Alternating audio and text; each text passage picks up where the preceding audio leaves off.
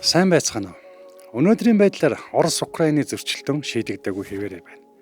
Энэ дэлхий дээр энэ зөрчилдөөнийг шийдвэрлэж чадах хүнгүй л магадгүй Америкийн нэгдсэн улсын ерөнхийлөгч Дональд Трамп байгаа. Сонгуульд өрсөлдөж, сурчлагаагаа эхлэхээс л ахуулаад энэ дайныг зогсоох хүн бол би гэж тэрээр хэлсэн. Ийм учраас өнөөдөр би Америкийн нэгдсэн улсын ерөнхийлөгч Дональд Трампын өгсөн ярилцлагыг товчлон эндээс гол санаануудыг хүргээд мөн түүний амлсан амлалт болон одоогийн улс төрийн байр суурь хэрхэн нийцэж байгаа талаар та бүхэндээ бэлтгэн хүргэхээр шийдлээ.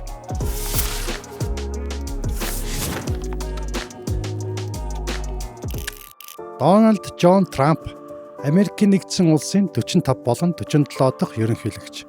2016 оны ерөнхийлөгчийн сонгуульд бүгд найрамдах намаас нэр дэвшиж, төрийн нарийн бичгийн дарга асан Хиллари Клинтонтой өрсөлдөж сонгогдоод 2017 оны 1-р сарын 20-оос 2021 оны 1-р сарын 20 хүртэл бүрэн эрхээ хэрэгжүүлсэн.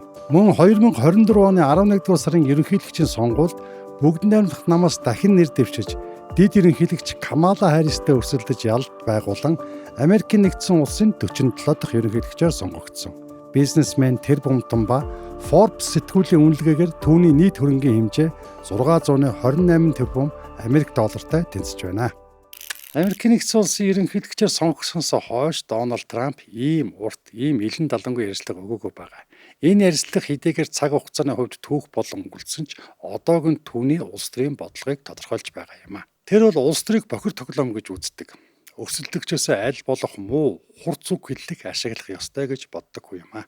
Энийг сонсож байгаа олон хүн бас дээр нь би ороод бүгд л Камала коммунист гэж боддог юм аа. Гэхдээ тэр чинь марксист л та. Аав нь марксист. Тийм шүү. Харин тэр өөрөө ердийн хүн лав биш ээ. Түүнийг ардчилсан социализм мөн чиглэсэн зарим бодлогыг дэмждэг гэж хэлж болно. Гэхдээ төрийн тогтолцоо хэрхэн ажилдгийг мэддэг олон хүн байдаг бөгөөд тэд эдгээр бодлогын аль нь ч бод байдал хэрэгжих боломж байхгүй гэж байгаа юм. Энэ бол зүгээр сонгуулийн үеэр хэрэгэлдэг. Хүнсний бүтээгдэхүүн хэд үнэтэй байна, бид үүнийг хямдруулах хэрэгтэй, тиймээс үнийн хяналтын талаар яриа л да гэдэг ярианууд юм. Гэсэн чи энэ хизээч бод байдалд хэрэгжихгүй л дээ. Бод байдалд хэрэгжиж болно. Тэр үнийн хяналтын талаар хөндсөн. Энийг өнгөрсөн олон жилийн хугацаанд янз бүрийн газарт 121 удаа туршиж байсан юм.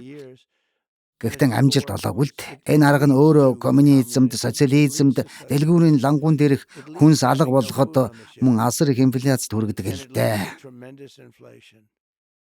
Тэгвэл энэ бол зүгээр л хэрэггүй бодол. Бид түүний коммунизмыг хэрэгжүүлэгч гэх мэт нэрээр дуудах болгон та мэдгүй юу, би мэдэхгүй. Гэхдээ зарим хүмүүс таныг фашист гэж нэрлэдэг. Тийм ээ, тэгдэг. Тиймээс би тэдний коммунист гэж дуудах хэрэгтэй гэж боддгийг. Намайг бүр энэс ч илүү муугар дууддаг. Америкийн нэгдсэн улсын ерөнхийлөгчдийн түүхэнд ингэж өөрийнхөө өрсөлдөгч рүүгээ, мөн урд нь байсан ерөнхийлөгчд рүүгээ ингэж халдаж, доромжилж байсныг би ерөөсөө санахгүй байна. Энэ бол Дональд Трампыг улс төрийн тавцсан дээр өрсөлдөхөөсөө илүүтэйгээр хувийн доромжлол, гүтгэлэг доромжлолоороо илүү хүн гэдгийг харуулж байгаа юм а. Америкийн нэгдсэн улсын ерөнхийлөгч сонгогдохоос өмнө Дональд Трампын амлсан амлалтын хамгийн гол нь болохоор Орос Украины дайныг 24 цагийн дотор дуусгана гэсэн амлалт байгаа. Энэ талаар бизнесийн ертөнцийн гайхалтай чадваруудын нэг бол тэд ихэвчлэн агуу хэлцэл хийгчид байдаг л да. Таач бас агуу хэлцэл хийгч бөгөөд Украины дайны талаар ярихдаа Путин болон Зеленский хоёулаа хүлээн зөвшөөрөх хүч нөхцөл олно гэж хэлсэн. Таны бодлоор тэрхүү хэлцэл нь ер нь ямар байх вэ? Хэлцэл гэснээс би энэ талаар тэгж их ярихгүй. Ягаад гэвэл би ерөнхийлөгчөөр сонгогдвол ийм хэлцэл хийнэ гэдгийг би баталгаатай амлаж байна. Энэ дайм болох ёсгүй байсан аимшигтай дайн. Байден бол манай улсын түүхэнд хамгийн муу ерөнхийлөгч.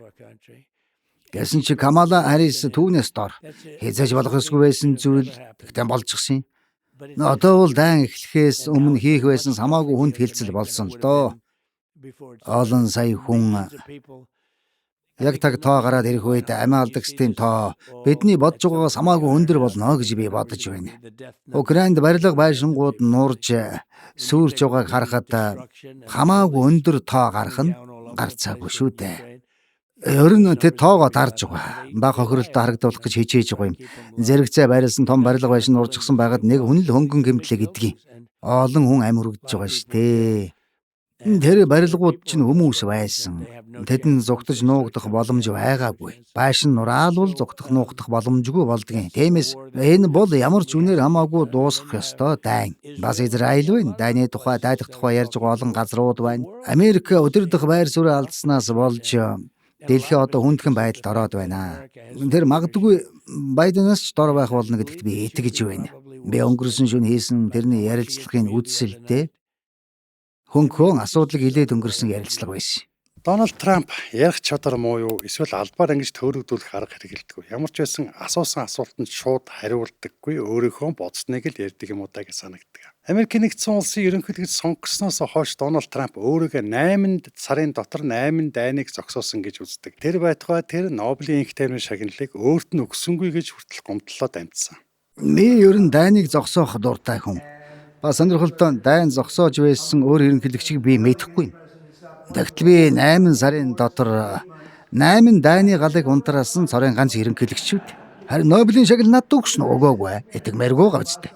Би хүртэл ямар ч боломж алгадаа гэсэн. Тэгтээ зүгээрээ дараа жил тэд энэ талаар бодох байх гэж бодож байна.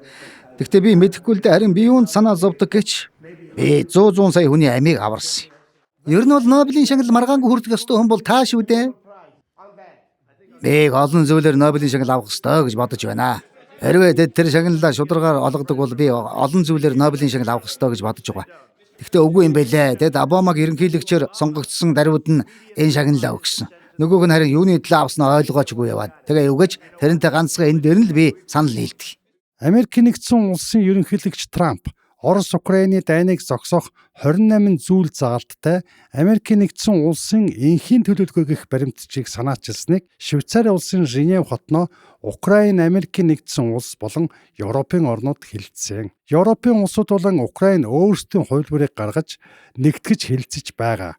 Эхэндээ энэ баримт бичгийг Оросын талд үйлчилсэн. Тэр байтугай Орос хэллэгтэй байна гэж хүртэл шүмжилж байсан ч одоогийн байдлаар дайн зогсоох асуудал урд урдаас илүү ойртож байна гэж Трамп мэдэгдээд байгаа юм а. Мэдээж энэ дайныг зогсоох ганц арга бол энхийн хэлэлцээ.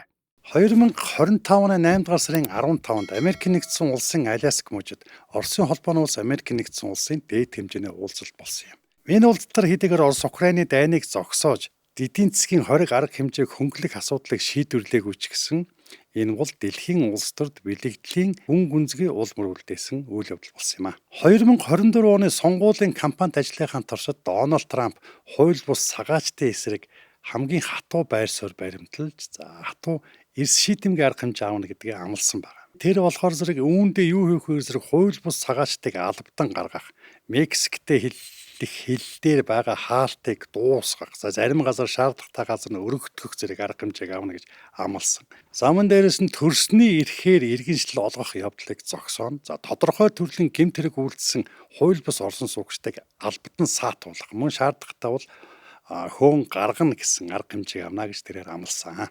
Та цагаачлалын хямралыг шийдвэрлэх зөв арга замыг юу гэж бодож байна вэ? Олон хүнийг албадан гаргах нь таны бодж олсон шийдлүүдийн нэг мөн үү? Гэмт хэрэгтнүүдээс урдаа ангиж ирэх ёстой, тийм үү? Сэтгцэн эмнэлгээс ирсэн хүмүүсийг та сэтгцэн эмнэлэгтэнд буцааж оруулах ёстой.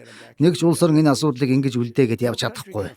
Би 2016 онд хэлийн асуудлаас болж сонгогдсон баха. Би хүмүүст юу болж байгааг хэлсэн, тэд ойлгосон. Тэгээ би сонгуульд ялсан. Би энэ асуудлаас болж ялсан гэж бодож байна. Тэгтэл одоо манай хэл 2016 оны үеэс 25 дахин дор байна. Би үүнийг зөв голдролд нь оруулсан. Америкийн нэгдсэн улсын ерөнхийлөгч Дональд Трампын бас нэг хийсэн зүйл гэвэл худалдааны татвар. Тэр 90 гаруй орноос импортоор орж ирэх бараа бүтээгдэхүүнд ноогдуулсан шинэ гайлын тарифуудыг шинжилэн тогтоосон. Ингэснээр гадаадын барааг Америкийн нэгдсэн улсад оруулж ирдэг компаниуд татвар төлөхөөр болж байна. Аль улсын бараанд ямар татвар ноогдуулсныг хүснэгтээс харна уу? За мөн түүнчлэн Америкийн нэгдсэн улсын ерөнхийлөгч Дональд Трамп Америк иргэдийн амь насаа олдох болсон гол шалтгааны нэг мансууруулах бодисыг үйлдвэрлэж, борлуулж, тараахсан энэ орны нэгээр болохоор Венесуэл улсыг зарласан бөгөөд энтэй эрс шийдэмгий тэмцэнэ гэдгээ олон нийтэд тэрээр зарласан. За мөн дээрэс нь Венесуэл улсын ерөнхийлөгч Мадуро Венесуэл улсыг орхиж гарахгүй бол тус улсын улсад цэрэг оруулна гэж амласан бөгөөд одоогийн байдлаар агаарын хилийг нь бүр мөсөн хаасан байгаа юм.